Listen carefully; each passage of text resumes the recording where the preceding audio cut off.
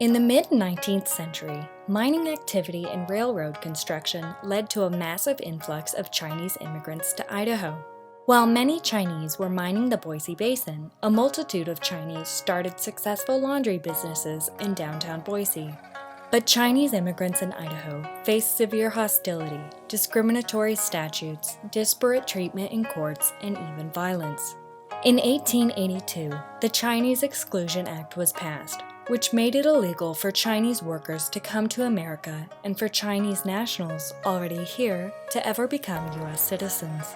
By the 1880s, many Chinese immigrants had settled in Boise along Idaho Street, creating the largest Chinatown in the Intermountain area. In 1901, the original Chinatown was condemned by the State Board of Health. City Council ordered residents to leave within 5 days and move to rented land on Front Street, since Chinese residents were not allowed to own land. This area became the second Chinatown.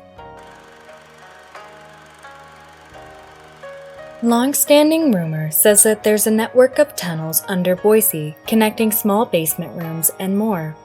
Believers say Chinese immigrants in the late 1800s and early 1900s built these tunnels to escape the world above and move around the city without detection. Opium dens, gambling, and other activities supposedly took place in these tunnels. Some say that the operation started when the Chinese launderers were forced to dig new drainage ditches in Boise's Chinatown to handle the water put out by their laundering.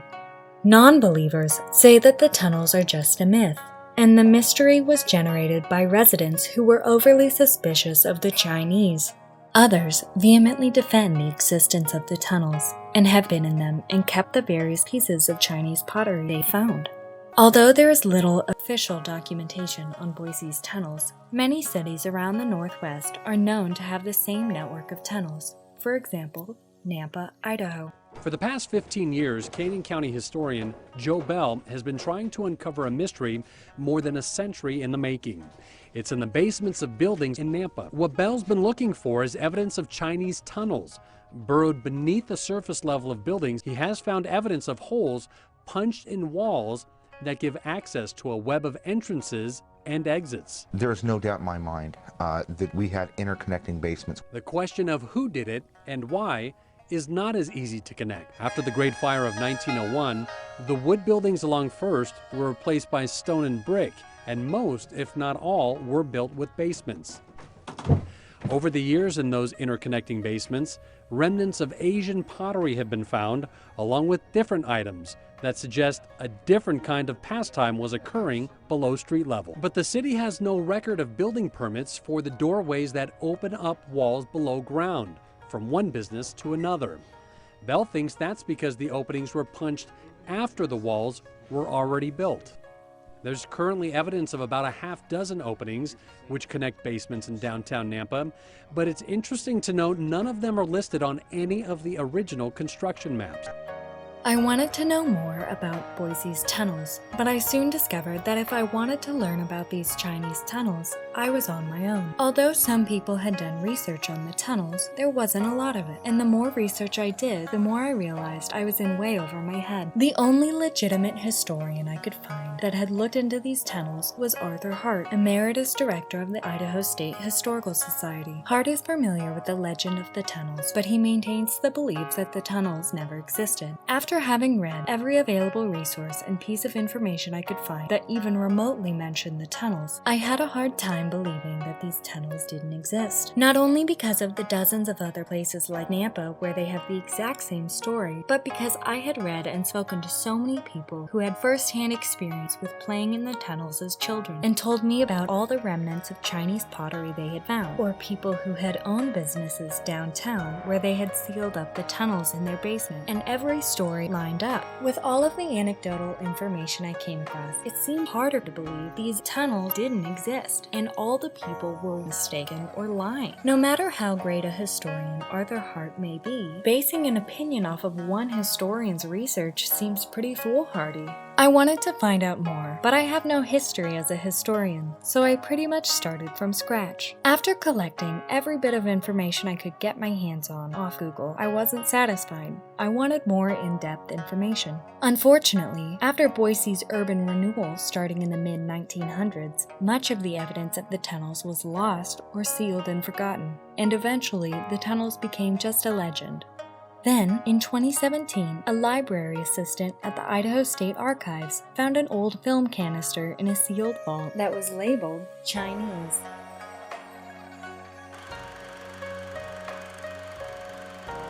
The film was of a local KBOI journalist from the 1960s, reporting on the Chinese tunnels beneath Boise. Unfortunately, the audio was unavailable, but in 2018, Idaho history enthusiasts raised enough money for the film to be sent off to Seattle, where they had the technology to retrieve the audio. The only audio clip of it I could find was only 6 minutes long, out of an 18-minute video. Fortunately, in this instance, there is proof, for these are the Chinese tunnels. They have concrete walls now, and there are pipes running through them, sewer pipes, electrical pipes, gas pipes, what have you. But they are the actual Chinese tunnels, or what's left of them anyway. This tunnel at one time ran from the Chamber of Commerce building to the Josh House. And as the city grew, and as the buildings were built and rebuilt, concrete foundations like these were put down, and the tunnels were chopped up. And as other buildings were constructed, the tunnels were caved in and bulldozed over. So the tunnels do exist in Boise. However, they exist in pockets like this one. This is one of the few pockets that still exists, and this tunnel is only about 25 feet long. At the end of this passageway, which is now shored up by timbers to keep it from falling down, is a concrete wall.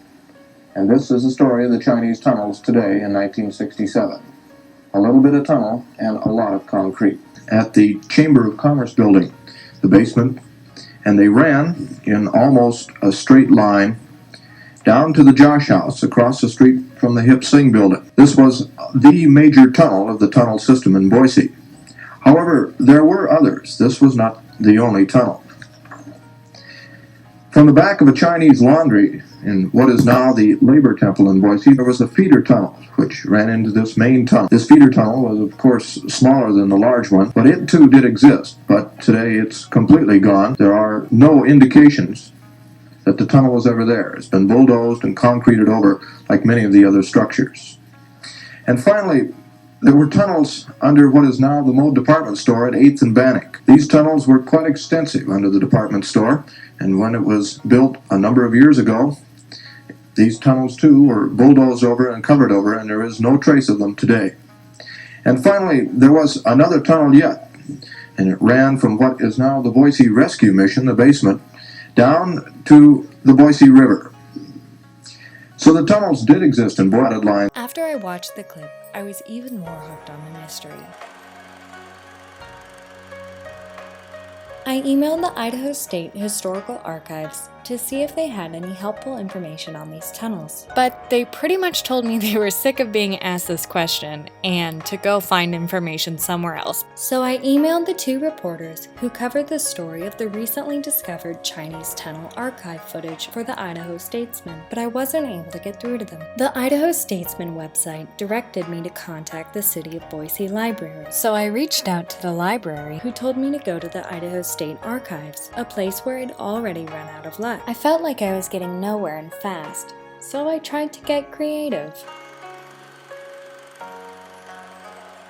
I joined several Idaho history pages on Facebook and Reddit and posted a question asking if anyone knew anything about the Chinese tunnels. I knew there wasn't much available research on to start off, so I anticipated that there would be some challenges. What I didn't anticipate was how contentious a subject it was and the hostility I would be met with. Unbeknownst to me, the Chinese tunnels under Boise aren't just a myth, they're a monster. I had stepped on a landmine and apparently tampered with an unspoken, tolerable truce between believers and non-believers. I quickly learned that there are two types of people on these pages: the believers and the Arthur Hart loyalists. The Arthur Hart loyalists are people you don't want to mess with. They take every word of his as an absolute truth, and God forbid you question Arthur Hart. And again, I'm not saying he's wrong. I'm just not willing to disregard the fact that these tunnels exist all over Idaho and the Northwest, and call everyone who's been in them a misinformed racist or a liar. They believe that the legend of the Chinese tunnels is nothing more than a myth that originated from anti-Chinese sentiment, and that it was just a rumor made up by racist locals that the Chinese were scuttling around underground like vermin to smoke opium and engage with prostitutes. Immediately, I got a ton of responses to my post. Lots of them helpful, most of them hurtful. In fairness, I do have to respect the creativity. I honestly didn't know there were so many ways to indirectly imply that someone was an idiot, so I did learn something. Now, because I asked this question, not only was I labeled a conspiracy theorist in line with aliens and Bigfoot, but I was apparently ignorant, incompetent, and racist. Now, the incompetent part was hurtful, but probably not too far off. However, I did find the implication that I must be racist slightly amusing, given the fact that my little sister is adopted from China. But nonetheless, I felt spited, and frankly, I just couldn't have that. I didn't have the time or patience to sit there and spend 20 minutes typing out a response to some of these people. So I decided I should just heavily invest 2 months of my life into researching the topic for 8 hours a day instead. The problem was, I didn't know where these extreme Arthur Hart loyalists were, so I felt like I couldn't reach out to anyone, and a girl can only handle so much animosity. By now I'd learned my lesson, and I knew I was going to have to tread very carefully if I wanted to look into these tunnels further. With little to go off of, I decided my best bet was to turn back to the old film. I decided I'd identify the places labeled on the map, but I soon realized it was much harder than I first anticipated. The businesses mentioned in the video weren't there anymore. And it had been over 50 years, so it wasn't like I was able to Google them and find their exact location. So I read every news clipping and photo caption possible to try to figure out the exact location of which Chinese businesses were where. I would read an article or watch a clip on the tunnels that cited someone who knew something about them, stalk the person on Facebook, and ask them about it.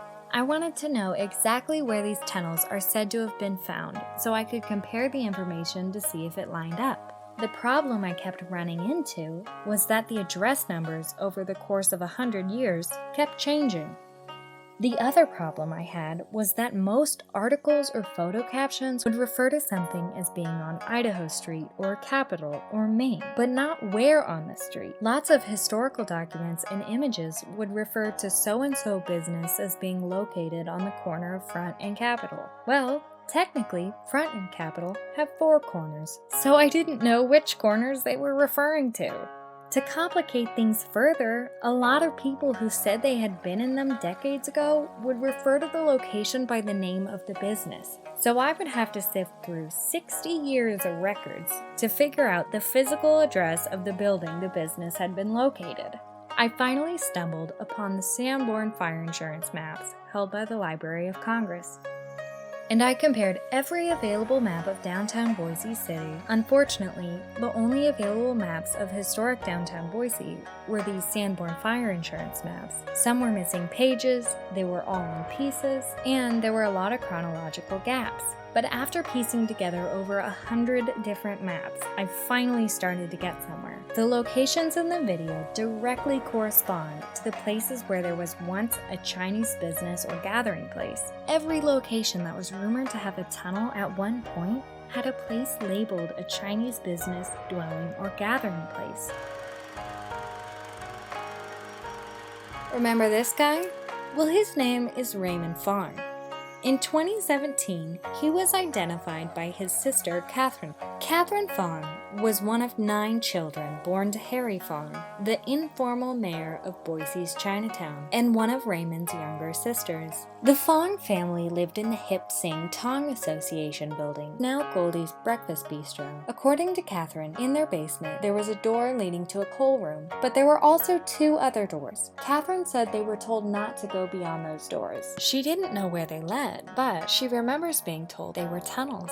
Which begs the question that if these tunnels are just rumors made up by racist white people, then why is it that Catherine Fong, the daughter of Harry Fong, the unofficial mayor of Chinatown, was told by her father that the tunnels exist? To me, if anything, regardless of all of the other evidence, that should prove it, because the only and the main argument for why these tunnels don't exist and why there's a rumor about them is because it was made up by racist and suspicious white people, which apparently I am for asking about them in the first place. None of that even makes sense and is a completely invalid argument.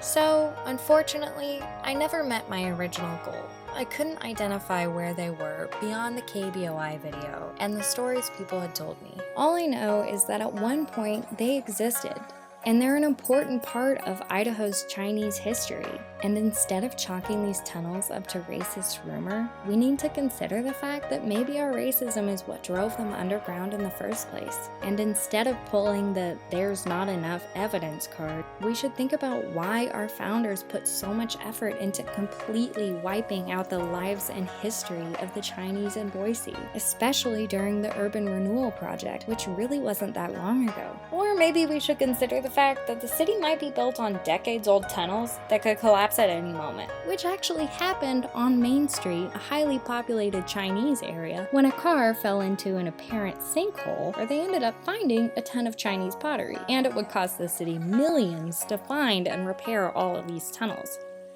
I don't know. All I know is that the Chinese are an important part of Idaho's heritage, and instead of disrespecting each other on Facebook, maybe we should respect and preserve what's left of the Chinese history in Idaho before it's gone forever.